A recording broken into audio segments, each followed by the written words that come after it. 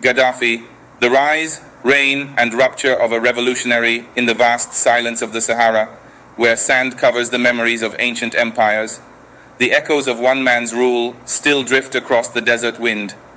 He was feared, praised, rejected, admired, hated, yet impossible to ignore. Muammar Gaddafi, the revolutionary who declared himself the voice of the masses, the guardian of his nation, the builder of new ideologies, and the enemy of global powers. Tonight, we trace the story of a shepherd boy who rose from a tent in the desert to command a nation for 42 years. A man who confronted kings, presidents, rebels, and empires. A man whose life became a symbol of hope to some, of oppression to others. This is the journey of his rise, his reign, and his final violent rupture. In a lonely corner of Sirte, where stars shine brighter than cities and the desert teaches silence more than words, Muammar Gaddafi was born, Bedouin, poor, surrounded by sand and struggle. His family lived without electricity, without engines, without the world's noise. Only the fire at night, the wind in the dunes, and stories of survival passed from one generation to the next. As a boy, he watched caravans pass, men exchanging tales of injustice, of colonial scars left on Libya, of Arab unity rising in the east. And in these stories, young Muammar found his direction. He admired Gamal Abdel Nasser of Egypt, the charismatic leader who stood against the West and preached Arab nationalism. The desert raised him, hardship shaped him, and ambition, quiet, sharp, and burning, guided him. As Libya struggled under King Idris, a slim young cadet entered the military academy, determined not to become just a soldier, but a force of change. He read political books in secret. He studied revolutions. He examined how power could be taken and how it could be held. And slowly, a hidden circle formed around him. Young officers who believed the monarchy had grown weak, corrupt, and disconnected from the people it ruled.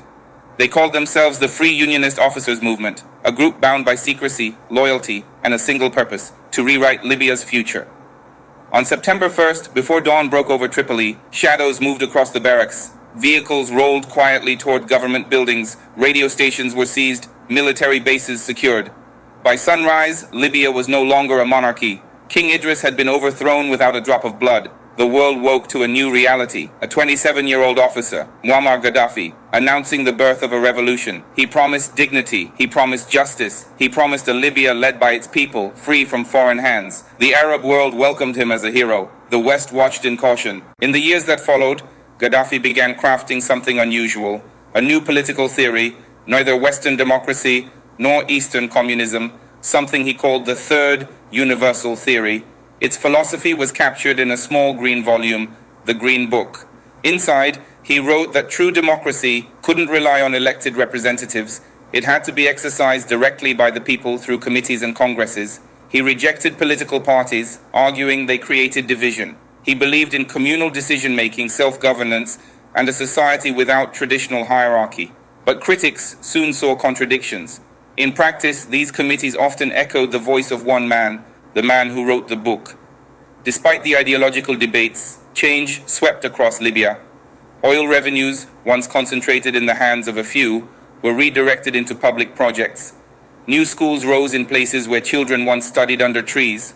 Hospitals multiplied. Electricity reached homes that had never known light.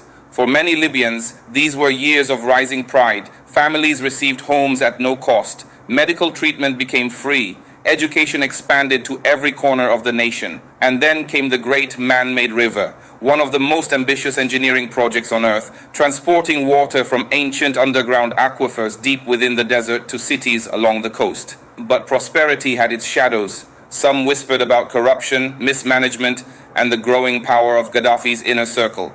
Gaddafi's ambitions extended beyond Libya's borders.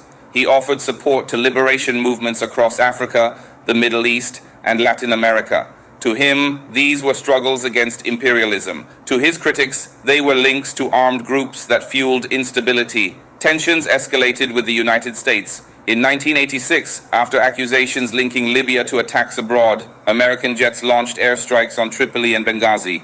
Gaddafi survived.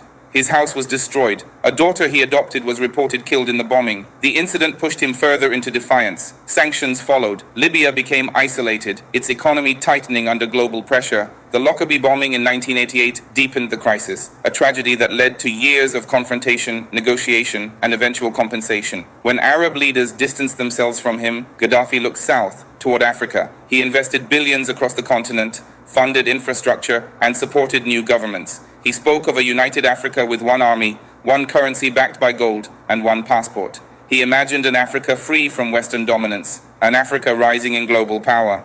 Some leaders admired him, others suspected he sought influence, not unity, yet his presence in African politics became impossible to ignore. While Libya grew wealthier, political freedom shrank. The state controlled speech. Dissent was met with force. Secret police monitored critics. Opponents vanished into prisons or fled into exile. The people's committees were meant to represent every citizen. But many Libyans knew there were lines they could not cross, words they could not speak. The price of disobedience could be severe. For some, stability mattered more than freedom. For others, the silence became suffocating. As the 2000s unfolded, Libya reopened to the world. After years of isolation, the government accepted responsibility for past attacks, paid compensation, and re-engaged diplomatically. Western leaders visited Tripoli. Oil deals were signed. To observers, Libya appeared stable, even prosperous. But underneath, resentment grew. Youth unemployment rose. Wealth distribution favored elites. Tribal frustration simmered quietly. The facade of calm hid a storm waiting to break. In 2011, a spark in Tunisia ignited a wildfire across the Arab world. Protesters in Libya, young, old, men, women, marched in Benghazi and beyond, calling for change. Gaddafi responded with fierce determination. His speeches grew louder, angrier, defiant. He vowed to fight street by street, alley by alley.